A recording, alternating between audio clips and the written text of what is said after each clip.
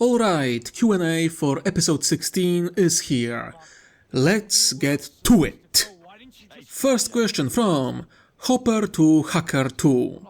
What is the Tau stance on being forced to step outside one's caste due to circumstances beyond their control? For example, a water caste being forced to defend themselves if they don't have any guards nearby, or a fire caste being forced to negotiate with an enemy because there is limited time and no water caste nearby. Okay, other examples. Alright, so it usually depends on the author. For example, the Phil Kelly, who I despise with all of my black heart, makes the caste system be absurdly strict, to the point that if you venture between the spheres, that's the term that the Tau use, vashya, venturing between the spheres. So if you venture outside your sphere, you will be punished. And that can include ritual suicide. However, that's basically only found in Phil Kelly's writing because of how unintelligent is his writing. Vast majority of other writers and authors say that, or depicted that, yes, it is strict, but there is like a room to do something outside your sphere. For example, all castes have their own form of art. For example, fire castes are known for their poetry.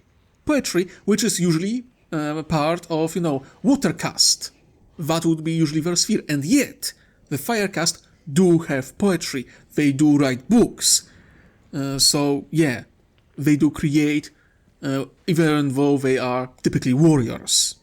The same way, if there is someone hurt, that's usually, medicine is usually the sphere of the earth caste, but fire caste will do first aid to the wounded person.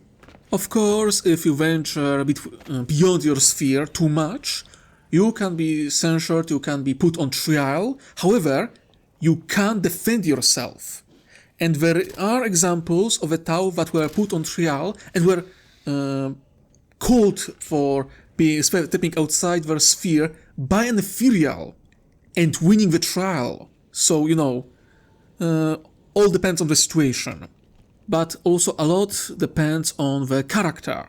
For example, from my story, the Enduring Spirit, the War Ghost, the Commando, walks outside of his sphere all the time. First of all, well, he is dead, so he doesn't really care that much. He is just AI at this point, so that also is a factor.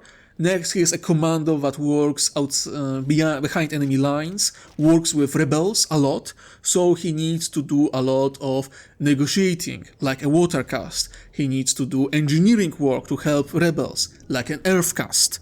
So, yeah, he steps outside of his sphere quite a lot, and it is accepted because he is a commando, and, well, he is a war ghost, a dead person, so the rules of the castes don't really that strongly apply to him, and he himself doesn't really care about them that much. On the other spectrum, Silent Tide, the diplomat, the ambassador to the Republic, wouldn't defend herself even if it meant her death, because that's her mindset.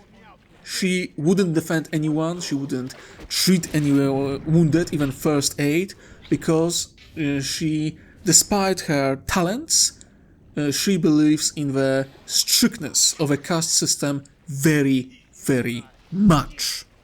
So yeah, all depends on both situation and the character, and of course, the people who observe the venturing between the spheres.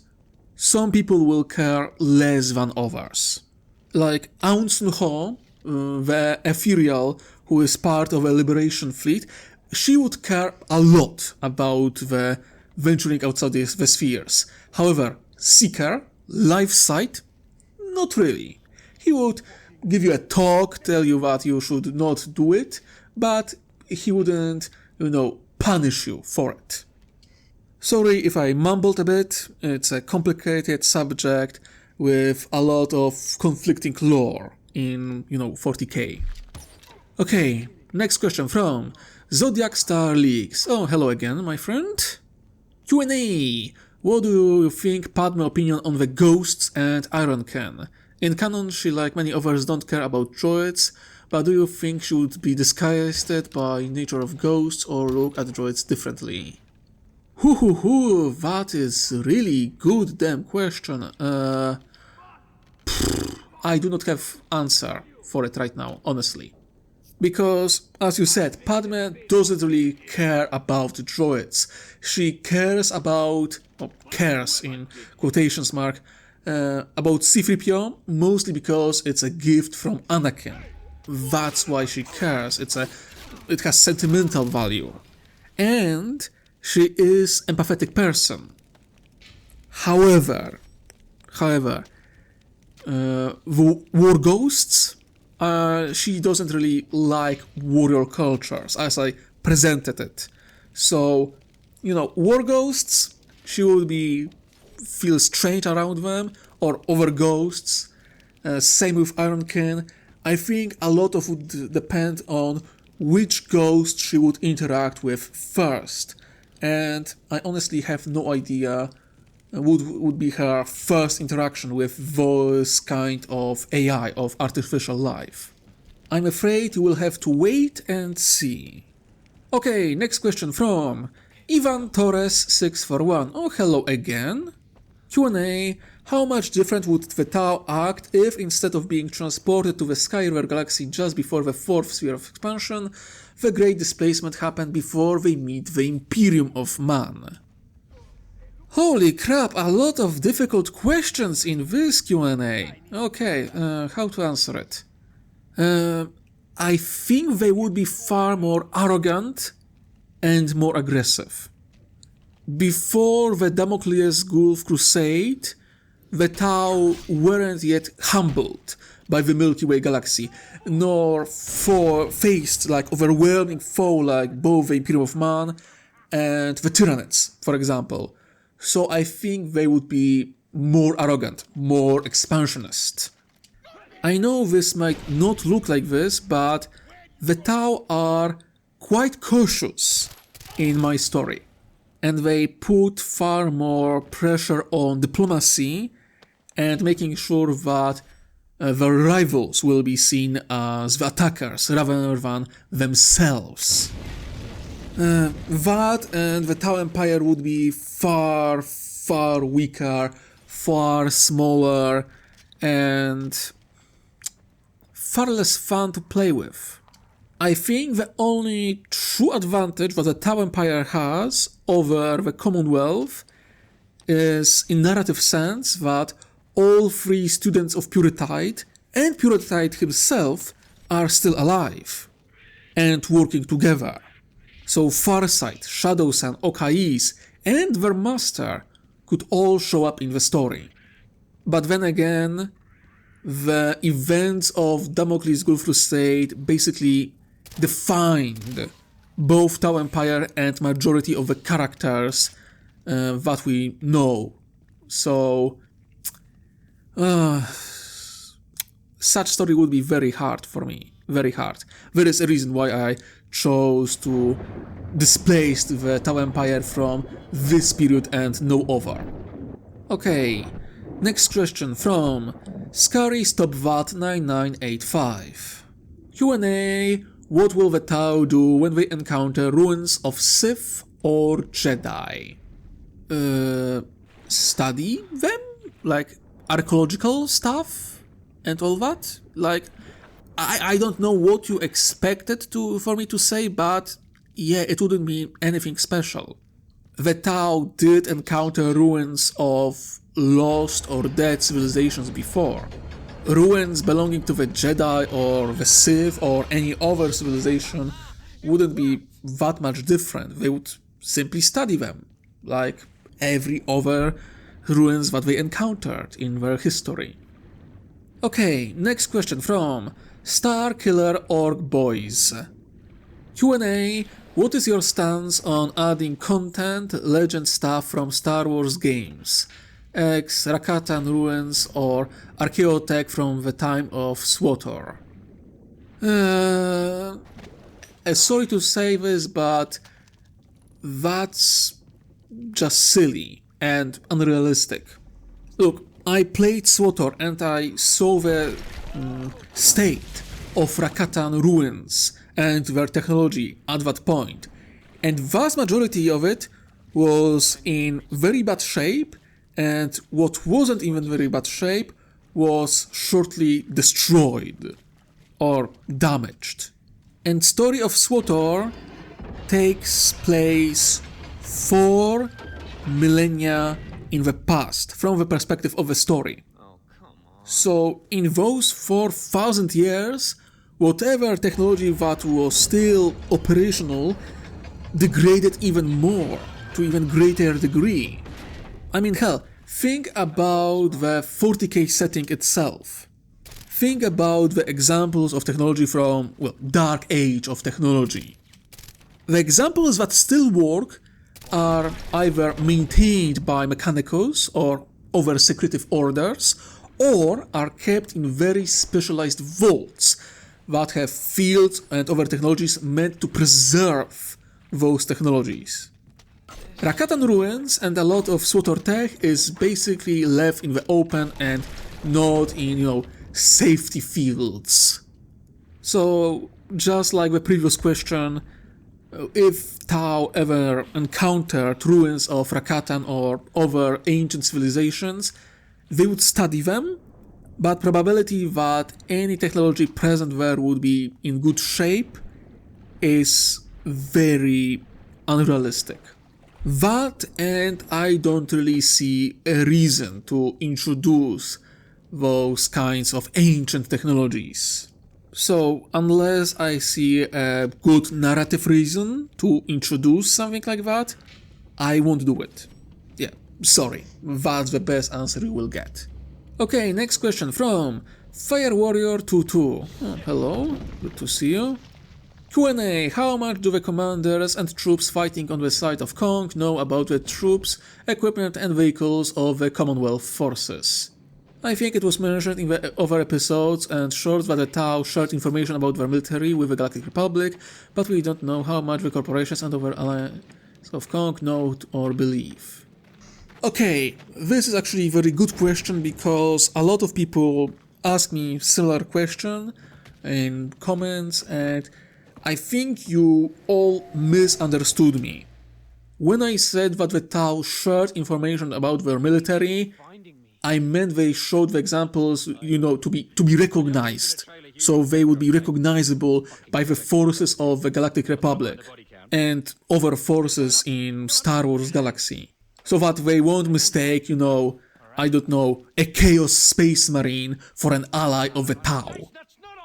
Ability to identify their forces, to distinct them from other forces from Milky Way Galaxy, that was the purpose of sharing some information, and mostly how they look, how they operate, like very, very surface level information, like, oh, we use plasma, we use ion beams, we use railguns, blah blah blah, yeah, basics. And that's for obvious reason, like, no, Senator, this isn't a terrible monster from Milky Way, that's just crude. Yeah, that's the type of information they shared. They also gave extremely basics and shallow information about the doctrines and ideology of warfare of, the Tau. Yeah, we are not really into digging trenches, for example. Yeah, we are more mobile force.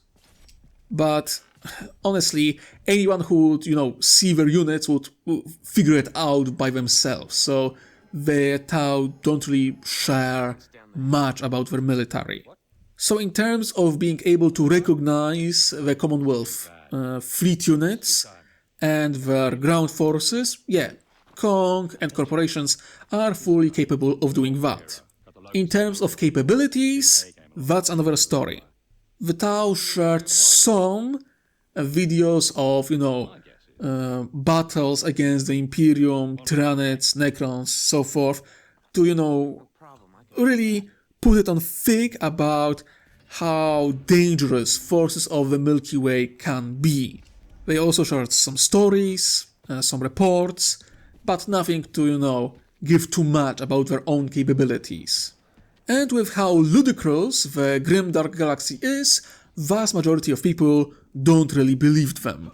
The monsters that the Tau encountered are beyond the comprehension of the galaxy that enjoyed relative peace for almost 1000 years.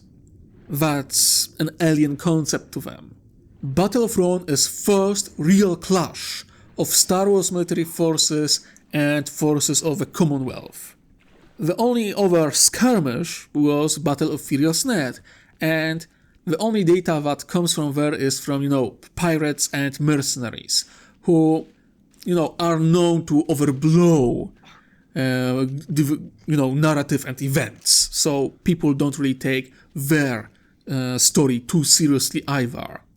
So yeah, Kong and corporations have shallow understanding of Commonwealth military capabilities at best. In fact, many believe that the Tau are, overblowing their own power and capabilities because of how overconfident and prideful they themselves are. It's hard to believe that this strange alien civilization from different galaxy is more advanced than our glorious civilization that endured so much in our past. Typical hubris.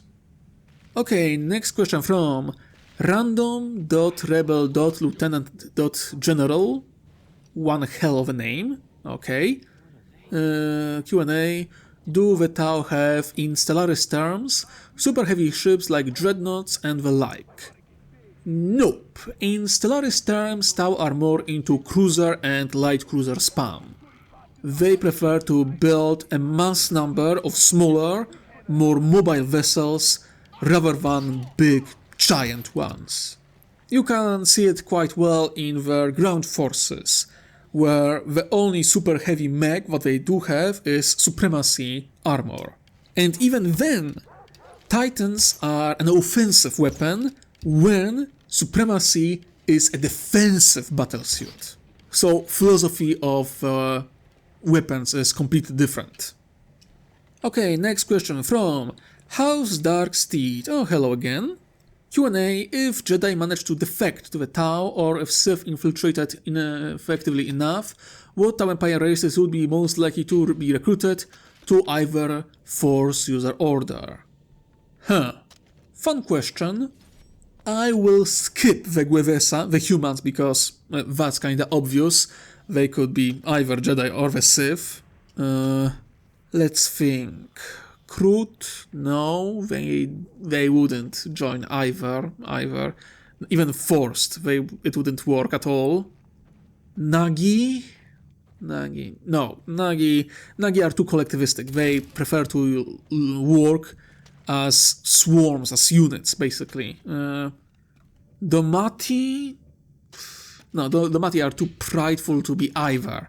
They prefer to stick to themselves. I think that there are only two real options.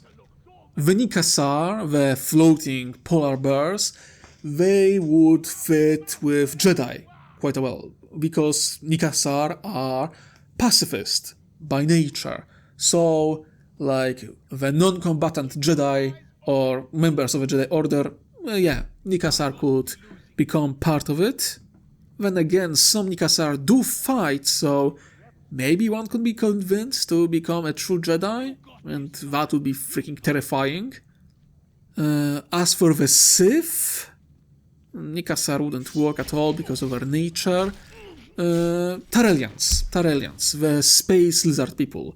They do have psychers, although they are rare, but with their history and warrior culture, they would fit Sith potentially. That's the best answer I can give. Okay, next question from Tyran Efex01. Sorry if I mispronounce your name, sorry. Q&A. Who would win in a battlesuit fight? Okais or Oralai? Ooh, this one is fun. Hell, you ask a lot of very fun questions under this episode. Huh. How to answer this? Okay, think of it that way. Oralai is a great warrior that has a dedicated battlesuit, a form-fitting killing machine as his main weapon. Nothing to scoff at. However, Okais is the killing machine that every battlesuit fits perfectly. In this versus, Okais wins basically every time. Like, the difference between Okais and Oralai is that of someone who is talented and someone who is a savant. Again, Oralai, very impressive warrior. Not anything close to Okais. Okay, next question from TN Blue Tick 231. Blue Tick. I'm using a name. Q&A. How would the Republic handle a Space Hulk without the assistance from the Commonwealth? That's the neat part. They wouldn't. Oh my god, that's a tragic scenario. Because there isn't anything like Space Hulks in Star Wars. Like, I can't think of anything. I can't think of a vessel this large, of that much mass, and with so many dangers lurking with its twisted innards. The Republic has neither experience nor dedicated units to attempt either deeper exploration or attempting to sabotage it from inside. I mean, unless they send a rather sizable force of Jedi supported by Mandalorians or similar quality mercenaries, there is no hope they could get very deep into a Space Hulk. And if they try to blast it from the void, I do not believe that in this period there is really any fleet that could do so. I mean, you would need to mobilize a good chunk of corporate fleets and much of judiciary forces to even attempt such a thing.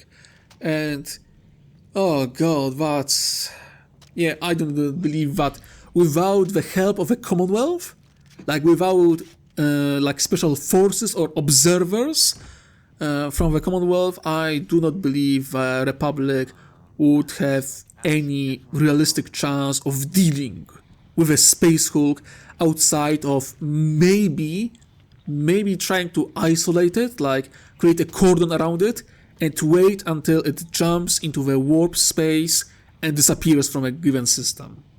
That's like their only real hope. Okay, next question from Darth Sonic 4135. Q&A. Somebody has your cat, dog, rat, whatever at gunpoint. You are required to add one Space Marine chapter to this fic. Just one. Which do you pick?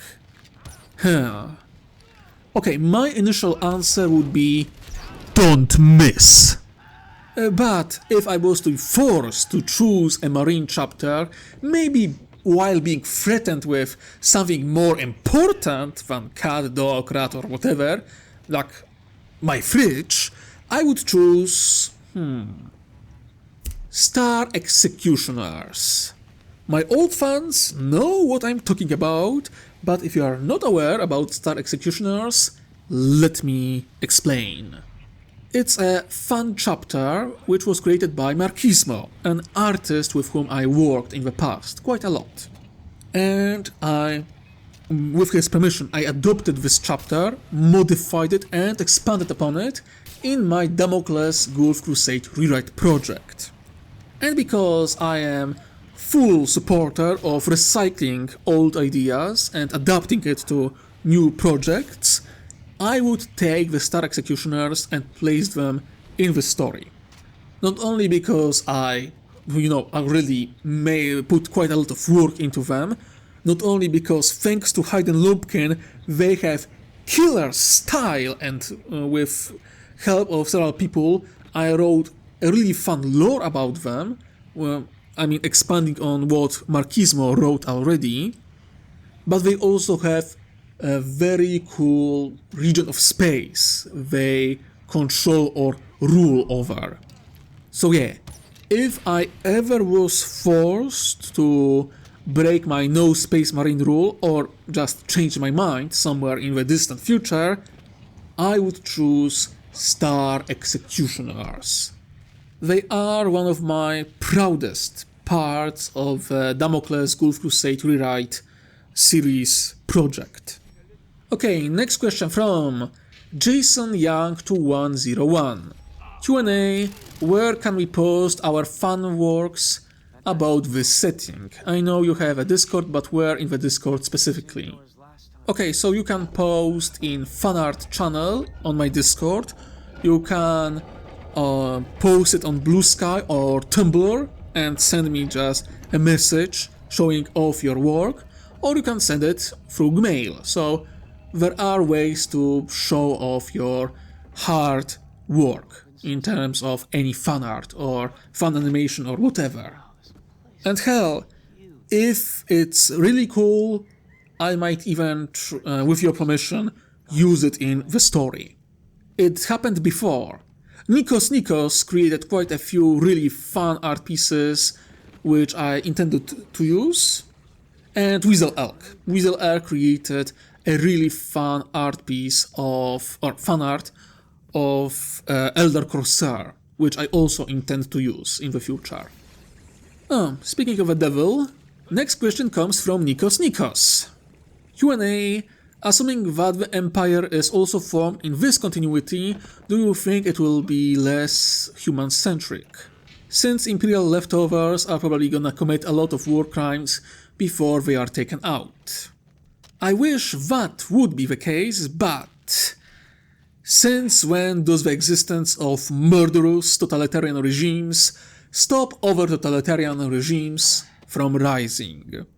I mean, the only thing that Palpatine and his cronies will have to do is to dehumanize the humans of the 40k galaxy, of the Imperium, and present themselves as superior version of humanity, and with that, their version of human supremacy as more moral and better. So yeah, do not expect that few war crimes from the Imperium would stop the supremacist movement of a future empire, if it is established. Okay, next question from Daka Z4X. Q&A, will the episodes of Invasion of Roon have a part 1 and 2? I intend to split Battle of Roon into multiple smaller episodes, so expect that the battle will be depicted over multiple episodes from several perspectives, not too many though. I do not plan for this battle to be too much longer than Battle of Furious Ned, in terms of number of episodes. Then again, I can't tell if my plan will work, because currently my intention is to write shorter but more action-heavy episodes, but I am unsure if it won't mean that there will be more episodes overall. We shall see, but do not expect 10 episodes or 20 for this one battle, no. I do not intend to, drag it out into infinity and beyond. Okay, next question from That One Guy 5856. My Q&A. How did Francesca kill her first orc at 16? What did she use to do it? I mean, I thought it was obvious. By pulling a trigger of a heavy bolter. Next question. Coming from Anthony Atrocity 734. Q&A. I'm loving the series thus far, Hatter. Hats off to you and your work. Oh, thank you.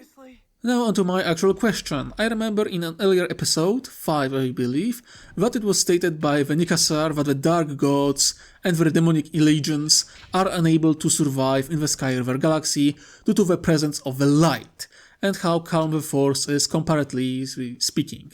However, I'm curious if it's possible for the light of the God Emperor to reach any followers that may either serve under the Tau but still worship, or any other believers on the newly discovered Imperium contested worlds. Okay, I'm making it clear. I will avoid any divine influence from 40k to pass into the Sky River Galaxy. Light or dark, doesn't matter. Assume that deities of 40k have either extremely limited or non-existent presence in Sky River Galaxy. Okay, next question from Juan Pablo Arayo Ave 5583. Hello again. Q&A, what do you think of Super Fane comics about the Tau? Oh, I adore them. Absolutely adore them. I see Super Fane as a friendly soul, someone who works on similar wavelength, in terms of presenting Tau as something more than what Phil Kelly showed in his stories. I see the similar effort and creativity that I put in my own projects to make both individual Tau as well as their society both more complex and, more importantly, focusing on subtle evil of their civilization. I am not going to lie that they are an inspiration for me in a lot of cases. They inspire me a lot. I absolutely adore the guy and their art. It's absolutely stunning, and they made, a lot of impressive work in terms of presenting Tau in more interesting light than the main authors of Games Workshop. Maybe somewhere in the future I will ask him to allow me to borrow some of his characters for my story. A little crossover, maybe. We shall see. It will be fun, I think. Okay, final question for today from Lipe San. What do the old Mandalorians, people like the Death Watch, think about the fire caste culture? Both have a warrior culture with similar aspects, but many different aspects as well. Complicated question. How to answer it? Okay. Mandalorians. Both that of the Old Republic and those of more modern era, like the Death Watch, wage war for war's sake. There is no greater purpose than to fight, kill, and conquer. Mandalorian culture, at its core, is destructive. It's not about building things up, but tearing them down, and doing so for no greater purpose than the glory and pleasure of doing so. The Fire Caste, by comparison, are a subservient warrior culture. Their purpose is to wage war, but they do it for the sake of a greater ideal of a Tau Va, and so that something better could be built up. They don't destroy for the sake of destruction, they destroy for the sake that something better could be built up. They conquer not for the pleasure of conquering it, but to liberate people who are oppressed. The type of war that the Fire Caste is waging is one of clear goals, objectives, and more importantly, end goal. There is end of fighting for the Fire Caste. There is a moment when they pull down their weapons and allow others to, work in peace when they guard it. Peace is anathema to the warriors of Mandalore, be it when they try to create an empire or when they were mercenaries. peace is just not in their nature. Vast majority of Mandalorians, both old and especially the fascist Death Watch, would see them as weaklings who serve others rather than themselves, who sacrifice glory of war for someone who, aren't warriors. But, and that's a big but, for the reformers of Mandalorian culture, for those Mandalorians who sought to give Mandalorians structure and purpose, Fire caste is something they know they could never achieve. A refined warrior culture, one that retains its core, cult of warfare, yet is neither self-destructive nor destructive for destruction's sake. Mandalorians, both old and that of the Death Watch, are examples of warrior culture that cannot stop destroying itself, either by infighting or by picking a fight with a foe far more powerful than them. Fire caste realized the self-destructive nature of their culture and abandoned this part, evolved beyond it, became more stable and progressive, and, more importantly, more powerful.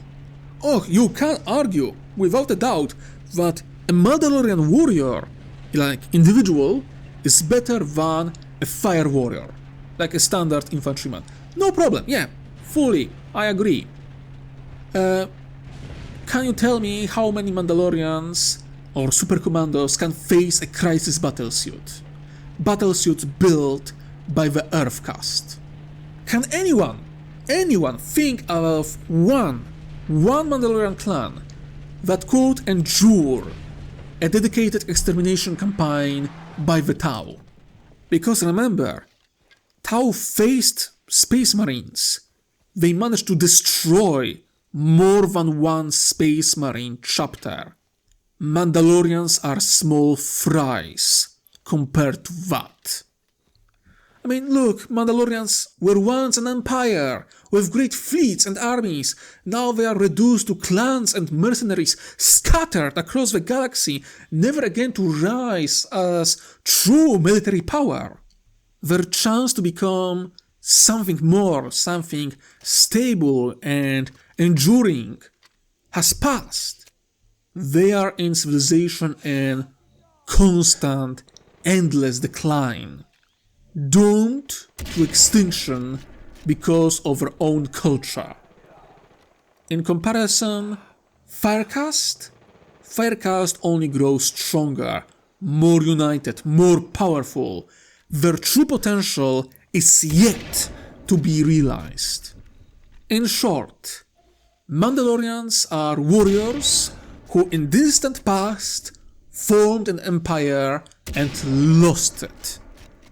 The Fire caste are warriors with the backing of an empire, and that gives them an immense advantage.